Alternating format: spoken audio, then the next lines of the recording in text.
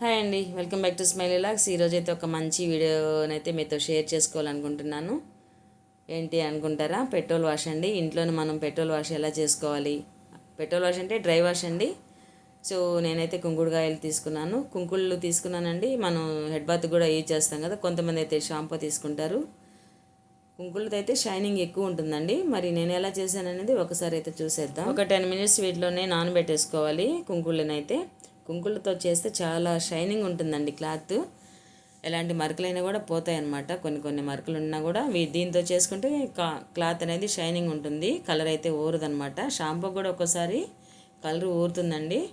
కుంకుళ్ళు అయితే చెప్పాల్సిన అవసరం లేదు, నీట్గా ఉంటుందన్నమాట శారీ. నేనైతే ఫస్ట్ టైం యూజ్ చేశాను, నాకేం కలర్ ఊరలేదండి. సో సెకండ్ టైం కూడా నేను చేస్తున్నాను ఇలాగా. ఫస్ట్ సాల్ట్ అయితే వేసాను. యాక్చువల్గా కళ్ళు ఉప్పు అయితే వేయాలండి, క్లాత్ కలర్ ఊరుతుందా లేదనేది తెలుస్తుందనమాట. నేనైతే ఫస్ట్ బ్లౌజ్ పెట్టాను. బ్లౌజ్ అయితే కొంచెం పర్వాలేదు, రంగు అయితే ఊరలేదండి. చూస్తున్నారా? సో ఆ వాటర్లోనే నేను మళ్ళీ వచ్చేసి కుంకుడు రసం ఉంది కదా, అదైతే వేసి దీన్ని ఇలా చేస్తున్నాను. మరీ క్రష్ చేయకూడదు, రఫ్గా రుద్దకూడదండి. శారీ కొంచెం నలుగుతుందన్నమాట. సో అందుకని నేనైతే అలా చేయలేదు. చూస్తున్నారా? వాటర్ మళ్ళీ తీసుకొని అందులోనే కొంచెం రివైవ్ వేసాను, గంజిపిండి పట్టాలి కాబట్టి.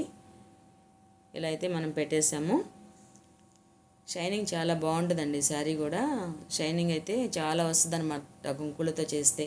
సో ఒకసారి అయితే మీరు చేసి చూడండి. ఇది కలర్ ఊరింది అనుకుంటున్నారు కదా, అది ఫాల్స్ కలర్ అండి. ఓకేనా? నేనైతే ఆరేసాను అనమాట. ఇలాంటి శారీస్ నీళ్ళు ఆరేసుకోవాలి.